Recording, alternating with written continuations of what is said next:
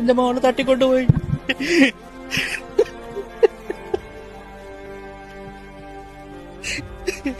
അസ്പാക്കാരുന്ന ഒരു ക്രിമിനലാണ് എന്റെ മോളെ തട്ടിക്കൊണ്ടുപോയത്.